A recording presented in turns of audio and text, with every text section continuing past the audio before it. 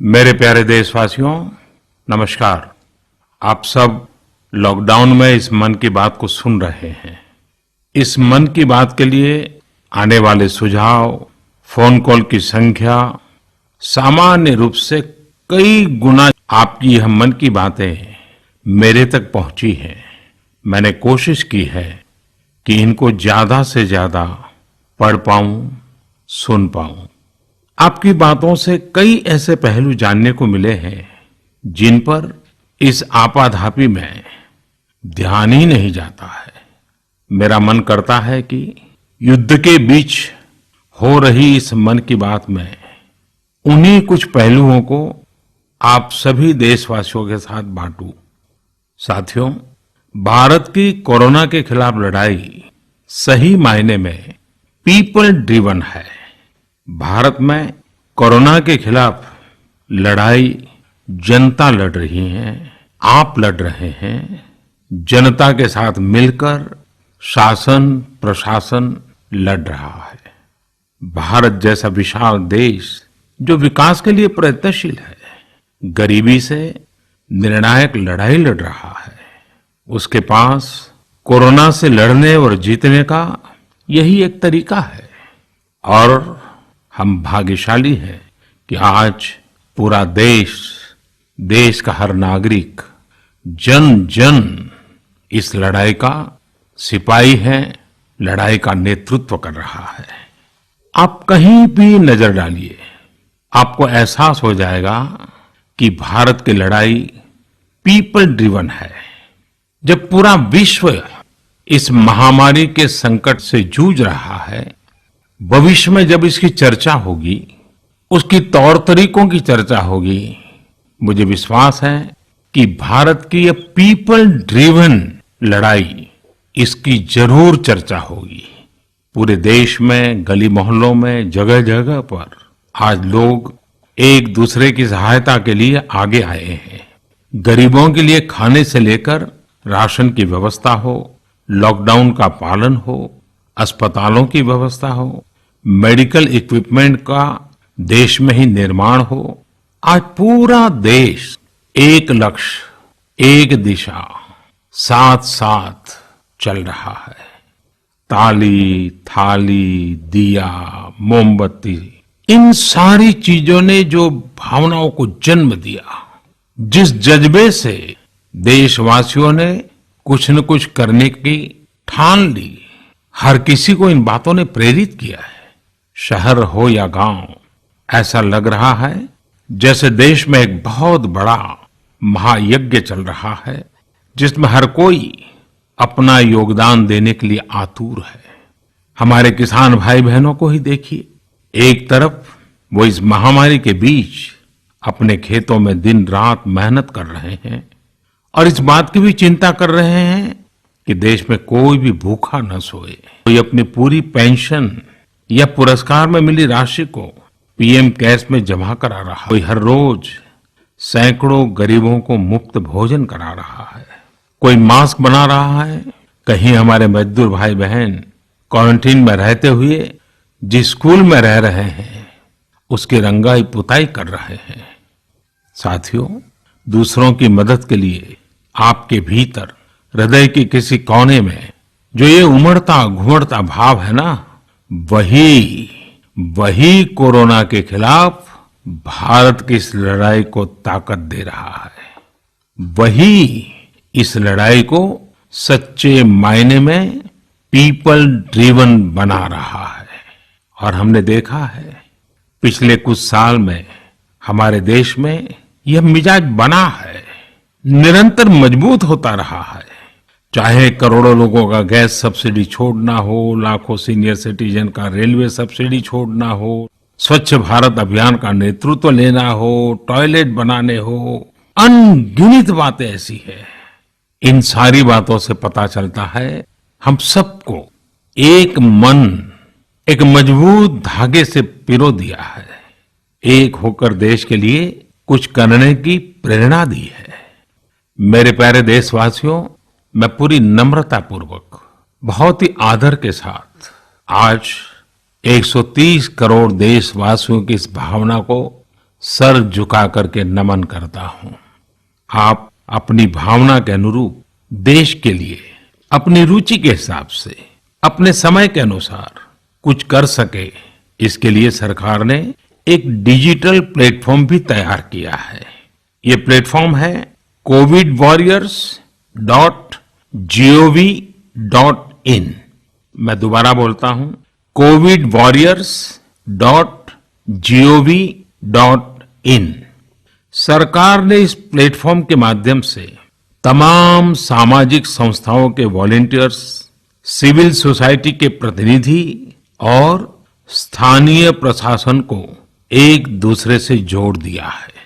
बहुत ही कम समय में इस पोर्टल से 1.25 करोड़ लोग जुड़ चुके हैं। इनमें डॉक्टर, नर्सिस से लेकर हमारी आशा, एएनएम बहनें, हमारे एनसीसी, एनएसएस के साथी, अलग अलग फील्ड के तमाम प्रोफेशनल्स, उन्होंने इस प्लेटफॉर्म को अपना प्लेटफॉर्म बना लिया है। ये लोग स्थानीय स्तर पर क्राइसिस मैनेजमेंट प्लान बनाने वालों में और उसकी पूर्ति में भी बहुत मदद कर रहे हैं। हर मुश्किल हालात, हर लड़ाई कुछ न कुछ सबक देती है, कुछ न कुछ सिखा करके जाती है, सीख देती है, कुछ संभावनाओं के मार्ग बनाती है और कुछ नई मंजिलों की दिशा भी देती है। इस परिस्थिति में आप सब देशवासियों ने जो संकल्प शक्ति दिखाई है, उससे भारत में एक नए बदलाव की शुरुआत भी हुई है। हमारे बिजनेस, हमारे दफ्तर, हमारे शिक्षण संस्थान, हमारा मेडिकल सेक्टर, हर कोई तेजी से नए तकनीकी बदलावों की तरफ भी बढ़ रहे हैं। टेक्नोलॉजी के फ्रंट पर तो वाकई ऐसा लग रहा है कि देश का हर इनोवेटर नई परिस्थितियों के मुताबिक कुछ न कुछ नया निर्माण कर रहा है। आज केंद्र सरकार हो, राज्य सरकार हो, इनका हर एक विभाग और संस्थान राहत के लिए मिलजुल करके पूरी स्पीड से काम कर रहे हैं। हमारे एविएशन सेक्टर में काम कर रहे लोग हों, रेलवे कर्मचारी हो, ये दिन रात मेहनत कर रहे हैं ताकि देशवासियों को कम से कम समस्या हो। आप में से शायद बहुत लोगों को मालूम होगा कि देश के हर हिस्से में दवाइयों को पहुंचाने के लिए लाइफलाइन उड़ान नाम से एक विशेष अभियान चल रहा है। हमारे इन साथियों ने इतने कम समय में देश के भीतर ही 3 लाख किलोमीटर की हवाई उड़ान भरी है और 500 टन से अधिक मेडिकल सामग्री देश के कोने कोने में आप तक पहुंचाया है। इसी तरह रेलवे के साथ ही लॉकडाउन में भी लगातार मेहनत कर रहे हैं ताकि देश के आम लोगों को जरूरी वस्तुओं की कमी ना हो। इस काम के लिए भारतीय रेलवे करीब करीब 60 से अधिक रेल मार्ग पर 100 से भी ज्यादा पार्सल ट्रेन चला रही है। इसी तरह दवाओं की आपूर्ति में हमारे डाक विभाग के लोग बहुत अहम भूमिका निभा रहे हैं। हमारे ये सभी साथी सच्चे अर्थ में कोरोना के वॉरियर ही हैं। साथियों, प्रधानमंत्री गरीब कल्याण पैकेज के तहत गरीबों के अकाउंट में पैसे सीधे ट्रांसफर किए जा रहे हैं। वृद्धावस्था पेंशन जारी की गई है। गरीबों को 3 महीने के मुफ्त गैस सिलेंडर, राशन जैसी सुविधाएं भी दी जा रही हैं। इन सब कामों में सरकार के अलग अलग विभागों के लोग, बैंकिंग सेक्टर के लोग एक टीम की तरह दिन रात काम कर रहे हैं। और मैं हमारे देश की राज्य सरकारों की भी इस बात के लिए प्रशंसा करूंगा कि वो इस महामारी से निपटने में बहुत सक्रिय भूमिका निभा रही है। स्थानीय प्रशासन, राज्य सरकारें जो जिम्मेदारी निभा रही हैं, उसकी कोरोना के खिलाफ लड़ाई में बहुत बड़ी भूमिका है। उनका ये परिश्रम बहुत प्रशंसनीय है। मेरे प्यारे देशवासियों, देश भर से स्वास्थ्य सेवाओं से जुड़े लोगों ने अभी हाल ही में जो अध्यादेश लाया गया है, उस पर अपना संतोष व्यक्त किया है। इस अध्यादेश में कोरोना वॉरियर्स के साथ हिंसा, उत्पीड़न और उन्हें किसी रूप में चोट पहुंचाने वालों के खिलाफ बेहद सख्त सजा का प्रावधान किया गया है। हमारे doctor, nurses, paramedical staff, community health workers और ऐसे सभी लोग जो देश को कोरोना मुक्त बनाने में दिन रात जुटे हुए हैं, उनकी रक्षा करने के लिए ये कदम बहुत जरूरी था। मेरे प्यारे देशवासियों, हम सब अनुभव कर रहे हैं कि महामारी के खिलाफ इस लड़ाई के दौरान हमें अपने जीवन को, समाज को, हमारे आसपास हो रही घटनाओं को एक फ्रेश नजरिए से देखने का अवसर भी मिला है। समाज के नजरिए में भी व्यापक बदलाव आया है। आज अपने जीवन से जुड़े हर व्यक्ति की अहमियत का हमें आभास हो रहा है। हमारे घर में काम करने वाले लोग हो, हमारी जरूरतों को पूरा करने के लिए काम करने वाले हमारे सामान्य कामगार हो, पड़ोस की दुकानों में काम करने वाले लोग हो, इन सब की कितनी बड़ी भूमिका है, हमें ये अनुभव हो रहा है।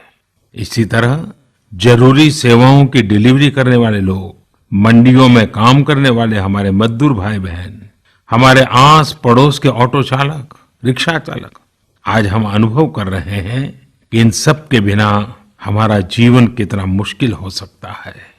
आजकल सोशल मीडिया में हम सब लोग लगातार देख रहे हैं कि लॉकडाउन के दौरान लोग अपने इन साथियों को न सिर्फ याद कर रहे हैं, उनकी जरूरतों का ध्यान रख रहे हैं, बल्कि उनके बारे में बहुत सम्मान से लिख भी रहे हैं। आज देश के हर कोने से ऐसी तस्वीरें आ रही हैं कि लोग सफाई कर्मियों पर पुष्प वर्षा कर रहे हैं। पहले उनके काम को संभवतः आप भी कभी नोटिस नहीं करते थे। डॉक्टर हो, सफाई कर्मी हो, अन्य सेवा करने वाले लोग हो, इतना ही नहीं, हमारी पुलिस व्यवस्था को लेकर भी आम लोगों के सोच में काफी बदलाव हुआ है।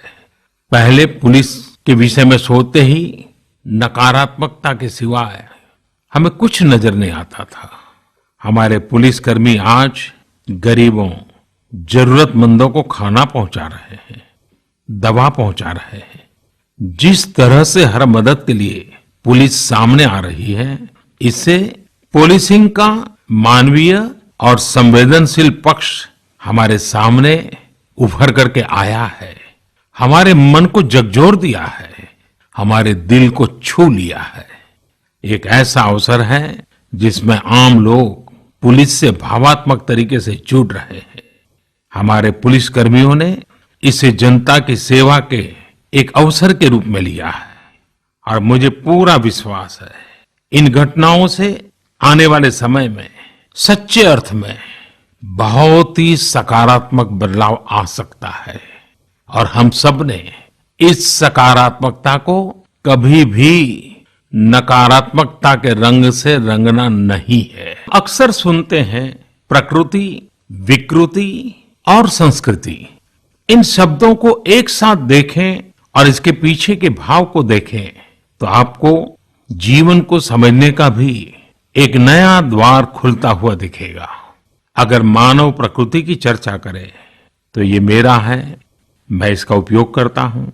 इसको और इस भावना को बहुत स्वाभाविक माना जाता है, किसी को इसमें कोई ऐतराज नहीं होता, इसे हम प्रकृति कह सकते हैं। लेकिन जो मेरा नहीं है, जिस पर मेरा हक नहीं है, उसे मैं दूसरे से छीन लेता हूं, उसे छीनकर उपयोग में लाता हूं, तो हम इसे विकृति कह सकते हैं। इन दोनों से परे, प्रकृति और विकृति से ऊपर जब कोई संस्कारित मन सोचता है या व्यवहार करता है तो हमें संस्कृति नजर आती है। जब कोई अपने हक की चीज, अपनी मेहनत से कमाई चीज, अपने लिए जरूरी चीज कम हो या अधिक, इसकी परवाह किए बिना किसी व्यक्ति की जरूरत को देखते हुए खुद की चिंता छोड़कर अपने हक के हिस्से को बांट करके किसी दूसरे की जरूरत पूरी करता है, वही तो संस्कृति है। पिछले दिनों देखा होगा कि भारत ने अपने संस्कारों के अनुरूप, हमारी सोच के अनुरूप, हमारी संस्कृति का निर्वहन करते हुए कुछ फैसले लिए। संकट की इस घड़ी में दुनिया के लिए भी, समृद्ध देशों के लिए भी दवाइयों का संकट बहुत ज्यादा रहा है। एक ऐसा समय है कि अगर भारत दुनिया को दवाइयां न भी दे तो कोई भारत को दोषी नहीं मानता। हर देश समझ रहा है कि भारत के लिए भी उसकी प्राथमिकता अपने नागरिकों का जीवन बचाना है। लेकिन साथियों, भारत ने प्रकृति विकृति की सोच से परे होकर फैसला लिया। भारत ने अपनी संस्कृति के अनुरूप फैसला लिया। हमने भारत की आवश्यकताओं के लिए जो करना था उसका प्रयास तो बढ़ाया ही, लेकिन दुनिया भर से आ रही मानवता की रक्षा की पुकार पर भी पूरा ध्यान दिया। हमने विश्व के हर जरूरतमंद तक दवाइयों को पहुंचाने का बीड़ा उठाया और मानवता के इस काम को करके दिखाया। आज जब मेरी अनेक देशों के राष्ट्राध्यक्षों से फोन पर बात होती है तो वो भारत की जनता का आभार जरूर व्यक्त करते हैं। जब वो लोग कहते हैं thank you India, thank you people of India, तो देश के लिए गर्व और बढ़ जाता है।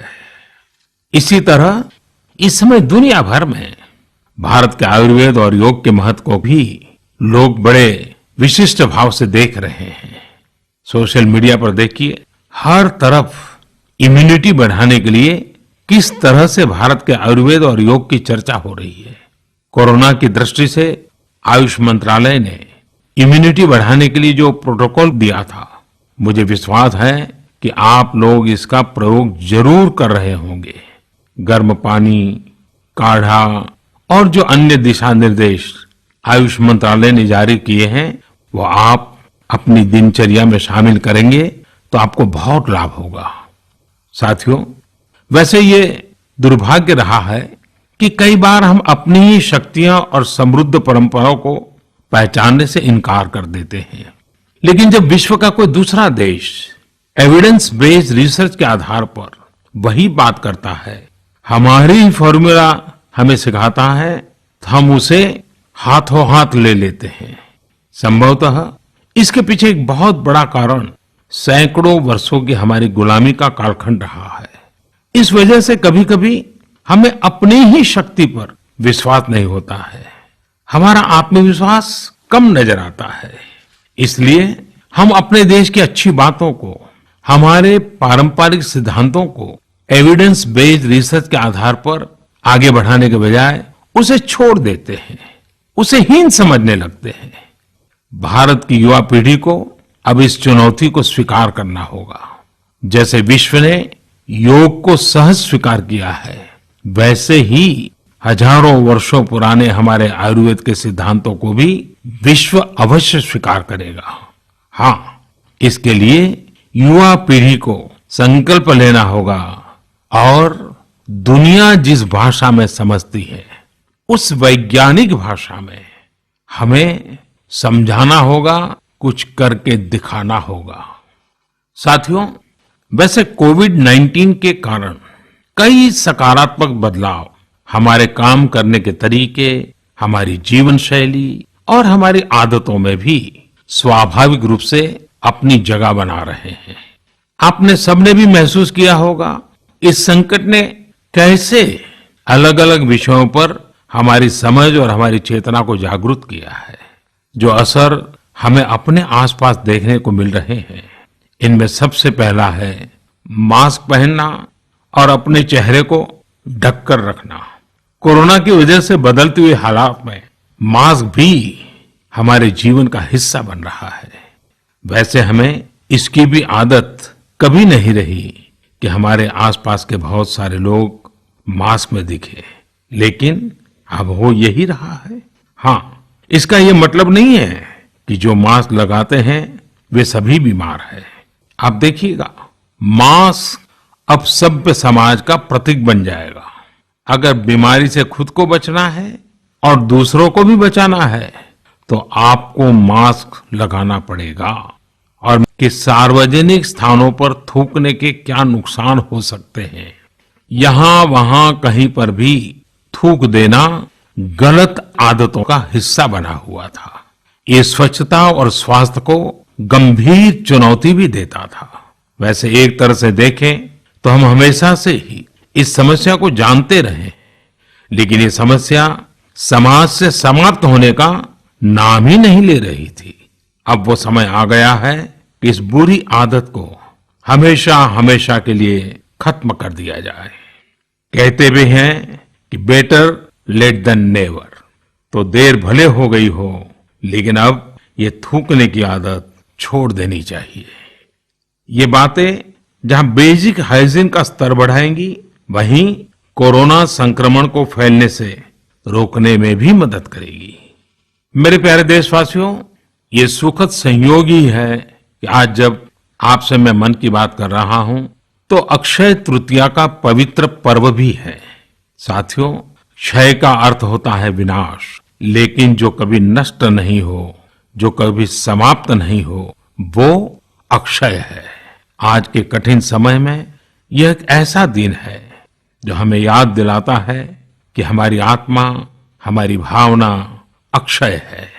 यह दिन हमें याद दिलाता है कि चाहे कितनी भी कठिनाइयां रास्ता रोके, चाहे कितनी भी आपदाएं आए, चाहे कितनी भी बीमारियों का सामना करना पड़े, इनसे लड़ने और जूझने की मानवीय भावनाएं अक्षय है। माना जाता है कि यही वो दिन है जिस दिन भगवान श्री कृष्ण और भगवान सूर्यदेव के आशीर्वाद से पांडवों को अक्षय पात्र मिला था। अक्षय पात्र यानी एक ऐसा बर्तन जिसमें भोजन कभी समाप्त नहीं होता है। हमारे अन्नदाता किसान हर परिस्थिति में देश के लिए, हम सब के लिए इसी भावना से परिश्रम करते हैं। इन्हीं के परिश्रम से आज हम सब के लिए, गरीबों के लिए देश के पास अक्षय अन्न भंडार है। इस अक्षय तृतीया पर हमें अपने पर्यावरण, जंगल, नदियां और पूरे इकोसिस्टम के संरक्षण के बारे में भी सोचना चाहिए, जो हमारे जीवन में महत्वपूर्ण भूमिका निभाते हैं। अगर हम अक्षय रहना चाहते हैं तो हमें पहले यह सुनिश्चित करना होगा कि हमारी धरती अक्षय रहे। क्या आप जानते हैं कि अक्षय तृतीया का यह पर्व दान की शक्ति यानी पावर ऑफ गिविंग का भी एक अवसर होता है।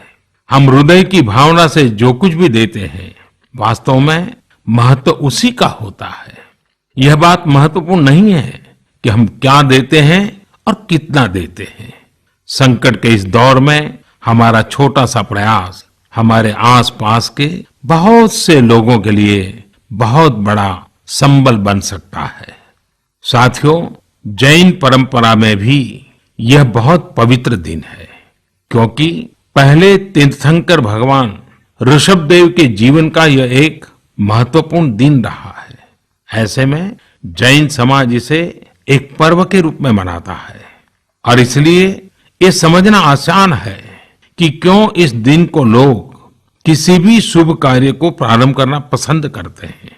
चूंकि आज कुछ नया शुरू करने का दिन है, तो ऐसे में क्या हम सब मिलकर अपने प्रयासों से अपनी धरती को अक्षय और अविनाशी बनाने का संकल्प ले सकते हैं?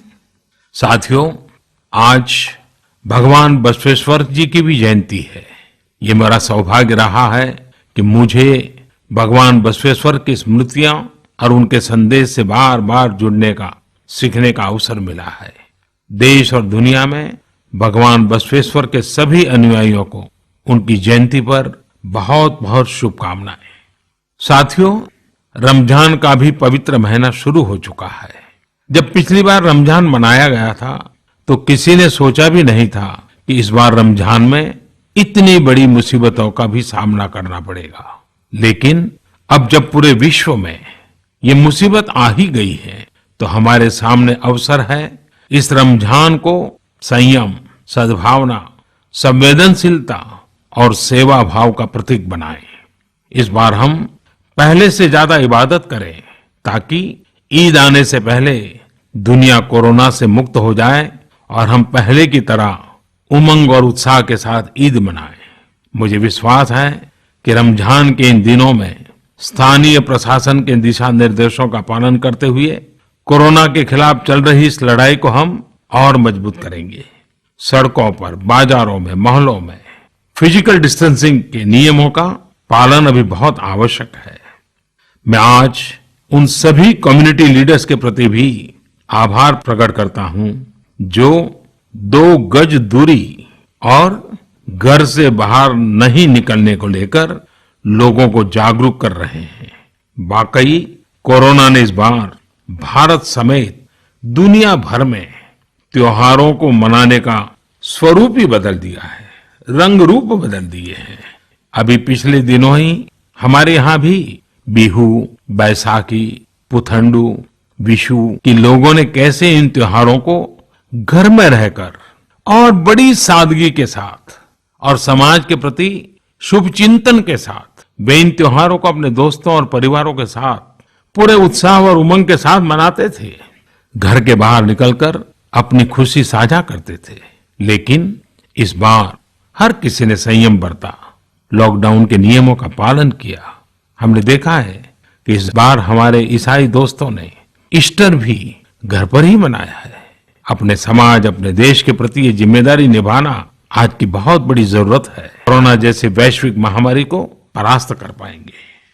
मेरे प्यारे देशवासियों, इस वैश्विक महामारी के संकट के बीच आपके परिवार के एक सदस्य के नाते, और आप सब भी मेरे ही परिवारजन हैं, तब कुछ संकेत करना, कुछ सुझाव देना, ये मेरा दायित्व भी बनता है। मेरे देशवासियों से मैं आपसे आग्रह करूंगा, हम कतई अति आत्मविश्वास में न फंस जाएं। हम ऐसा विचार न पाल लें कि हमारे शहर में, हमारे गांव में, हमारी गली में, हमारे दफ्तर में अभी तक कोरोना पहुंचा नहीं है, इसलिए अब पहुंचने वाला नहीं है। देखिए, ऐसी गलती कभी मत पालना।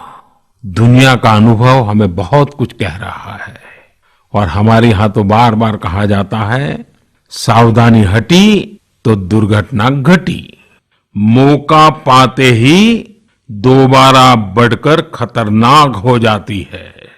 इसलिए इनका पूरी तरह उपचार बहुत आवश्यक होता है। इसलिए अति उत्साह में स्थानीय स्तर पर कहीं पर भी कोई लापरवाही नहीं होनी चाहिए। इसका हमेशा हमेशा हमने ध्यान रखना ही होगा। और मैं फिर एक बार कहूंगा, 2 गज दूरी बनाए रखिए, खुद को स्वस्थ रखिए।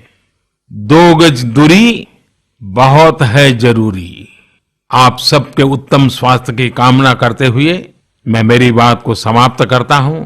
अगली मन की बात के समय जब मिले, तब इस वैश्विक महामारी से कुछ मुक्ति की खबरें दुनिया भर से आए, मानवजात इन मुसीबतों से बाहर आए,